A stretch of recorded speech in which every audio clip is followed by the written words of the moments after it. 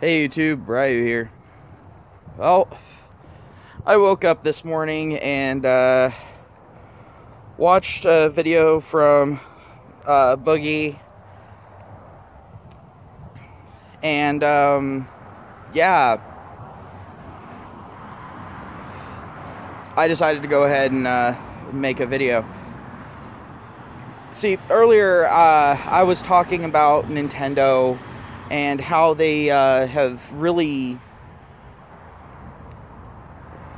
become very draconian, or maybe they've always been draconian and we just never really noticed until recently. But now we've got just one more example of that. Fairly big example, and it's one that affects the consumer, not just content creators and all that. So now you have a dog in the fight. On the Nintendo Switch, it costs more to manufacture the cartridges, and that just goes with standard business, because you know they're making a proprietary thing, so it's going to cost a little bit more. That's why a lot of people don't like proprietary shit anymore, unless they're the type of people that, you know, buy Apple products where everything is freaking proprietary nowadays. But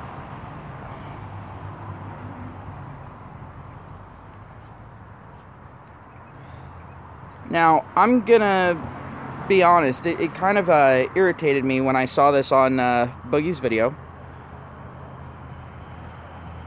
Nintendo actually has it where they are forcing people who release a game on their console, if they decide to release a physical copy as well as a digital copy, they're forcing them to charge the same price for both. Now, what could be the reasoning for that? I mean, it's these people's game. They should be able to basically price it however they want, right? Well, once again, Nintendo doesn't really care about content creators.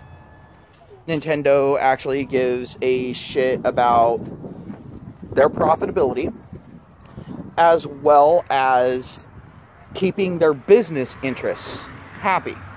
And Nintendo does not consider third-party creators a business interest. They consider them an afterthought, a means to an end.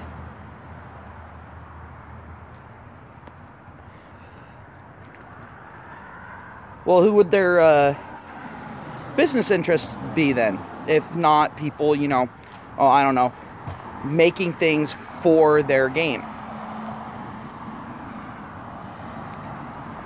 I mean, for their console. Well, that's going to be big companies like Walmart, like Target, you know, retailers. Because for some odd reason, these gaming companies seem to have it in their head that they need these brick and mortar stores. And to a degree, that's right. But the problem with that mindset is they're taking it too far. They're thinking that they absolutely need their support, and if these brick and mortar stores get angry at them and stop carrying their product, that for some odd reason it's going to tank their sales. Well, this just flat out isn't the case. A lot of people are buying digitally anyway. I mean, hell, the last time I bought a physical copy of a game was Pokemon. And that was just because I wanted to be there for the release event and, you know, just get together with the people. If Pokemon had only released on the digital platform, would I have not bought it? No, I would have. I would have bought it in a heartbeat.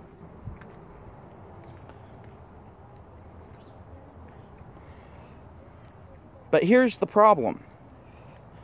Nintendo, doing its little proprietary thing, which isn't anything new, is now costing more on a very active level. You can now actually see the differential here. And companies are wanting to offer people a savings for going with the digital version because it doesn't cost as much to produce that digital version. And Nintendo is disallowing them from doing this.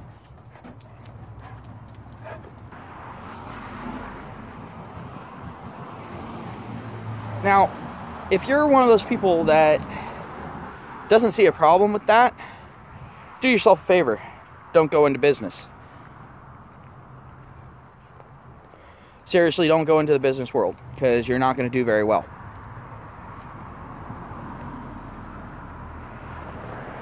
Because Nintendo is actively keeping these other companies from being competitive.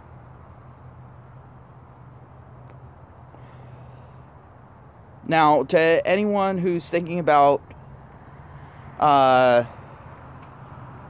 programming games for the Nintendo Switch, do not release a physical version. Release a digital version and price it lower than any of the Nintendo games.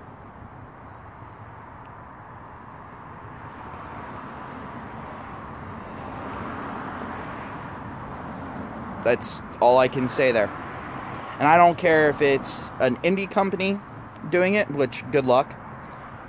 With as draconian as Nintendo is with their systems, you're probably not going to be programming for them unless you get a lot of hype about your game, and it's going to be more of an afterthought anyway.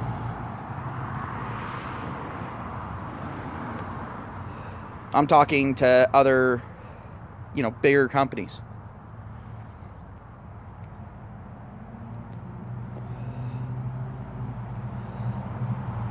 And the reason why I'm saying this isn't so much to spite Nintendo, but the fact that Nintendo does need to learn a lesson.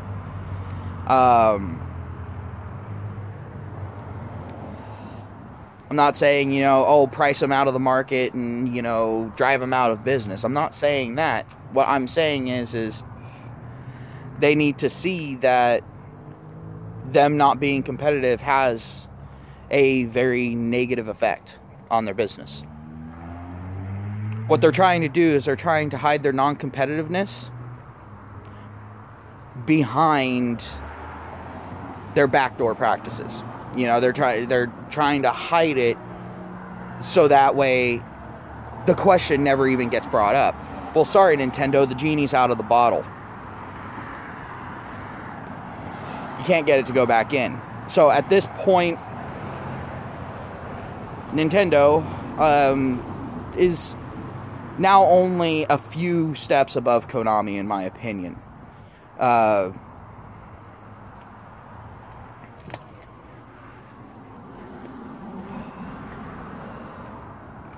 And that sucks, because the thing is, I've been a Nintendo fan for a long time. I was actually hoping to get a Switch at some point relatively soon. But, yeah, that's not going to happen.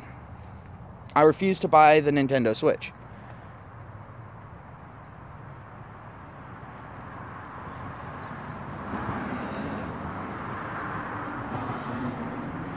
If I really need to play a game that's on the Nintendo Switch, I'll go down to Rent-A-Center, rent the console for a week or so, play the game, and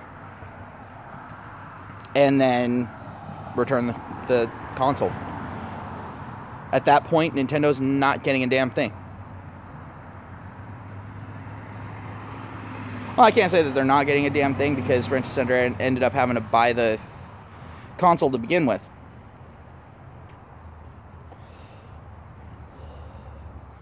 But more than likely, 9, 10, 11, even more people have played that console. And those are sales that Nintendo have lost.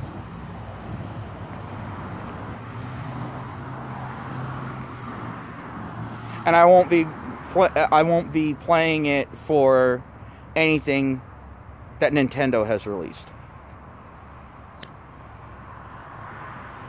So if anyone wants to come onto my channel and ask me my thoughts on a game that Nintendo's made, it better be for the DS. Because I think that's probably the last console that I'm going to have bought.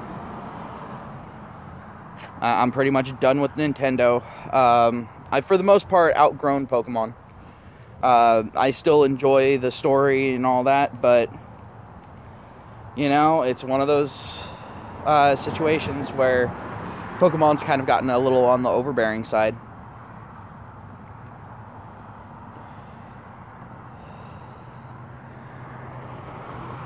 And just frankly, I've lost a lot of passion for it because of Pokemon Go.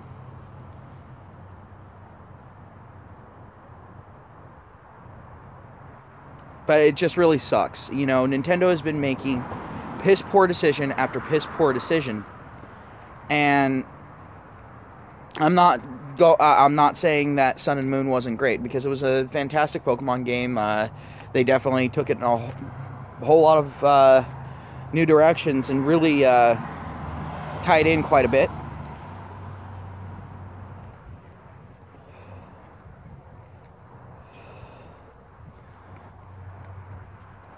But it's now gotten to the point where you can kind of tell that Nintendo's running out of ideas. And it's really showing. Because when you run out of good ideas, you start using the bad ones. You lower your quality of expectation.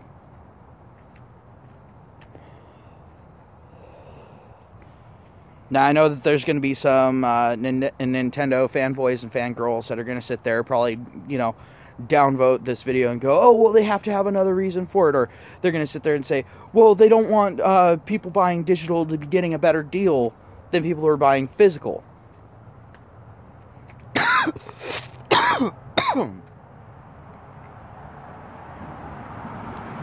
And to those people,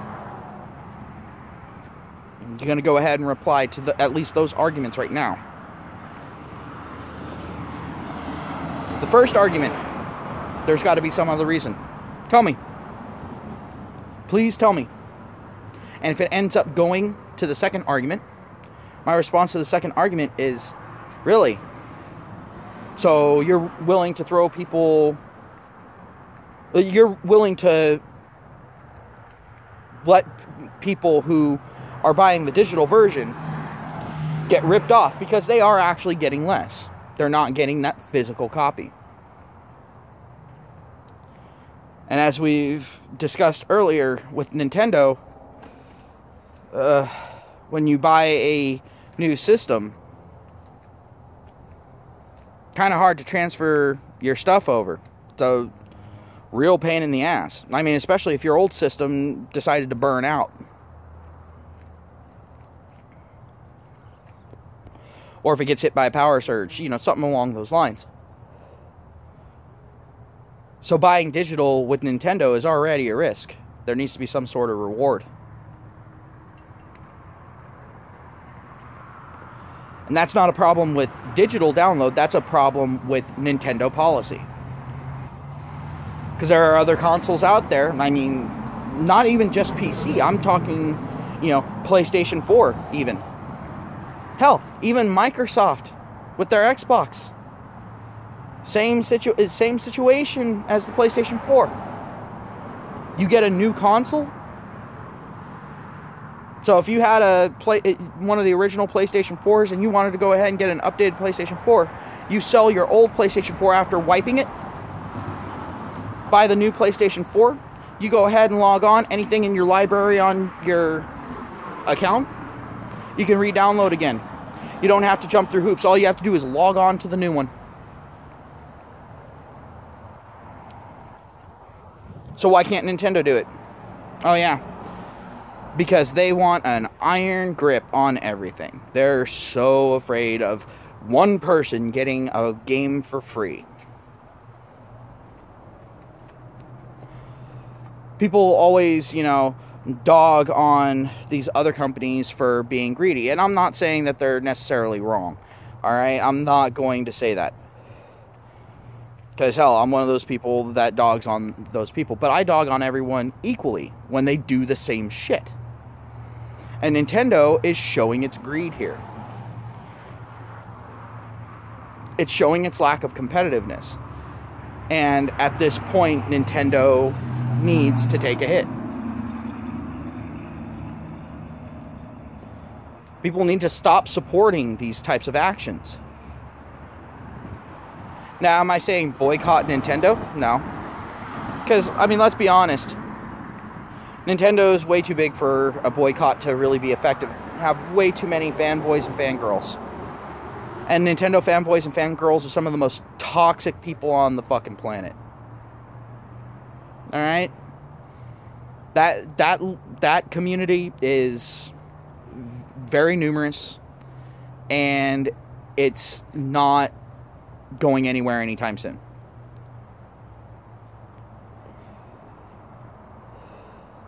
The only way to get past them is to not be one of them. Now me, I'm not buying a Nintendo console. I'm not going to tell anyone that they're a worthless pile of shit for buying a Nintendo console. It's your money. You can spend it however you want. If you want to be a dumbass, go ahead and be a dumbass. Your money. But I will not be putting my money into a company that doesn't recognize fair use law, that acts like a criminal organization, that refuses to compete in an open market, refuses to let their affiliates compete in an open market and price competitively,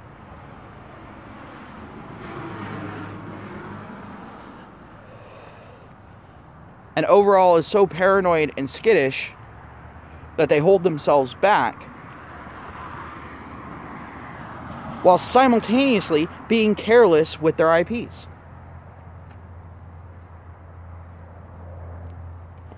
And showing blatant disregard at every step for the consumer, if not outright contempt.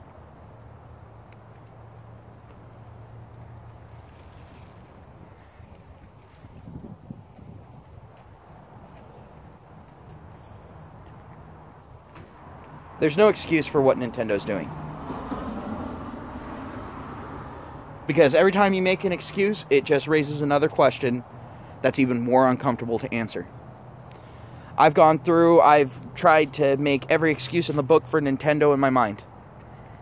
Not one of them pans out.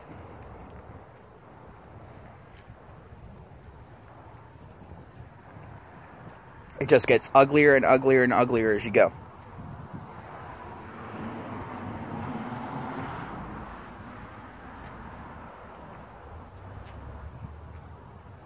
So, good job, Nintendo. You have at least one person that is no longer buying your products. And I know that one person doesn't make a difference to you. However, the thing is I also know how marketing looks at that. One person is 10,000 people.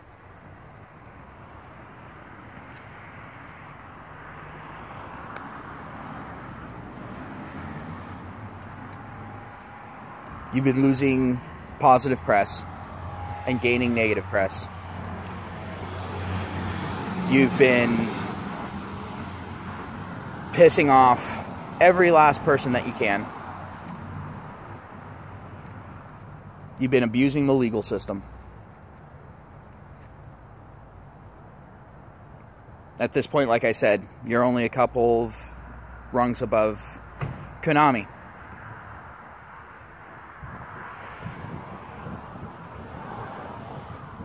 Except instead of mistreating your employees, you're mistreating your customers.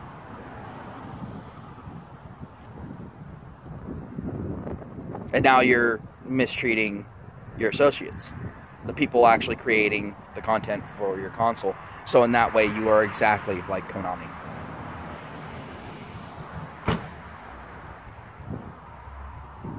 and having one's actions compared to Konami and the Yakuza, that should definitely sting. Neither one of those things are what you should strive to be. And yet, you are try-harding on it. Hopefully at some point in the future, you'll pull your heads out of your asses. Recognize that you're in the modern day market, that you are not the only game in town.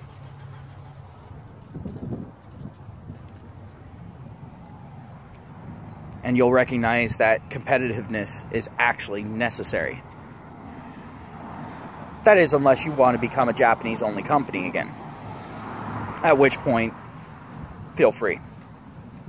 Because quite frankly, we don't need you. You need us.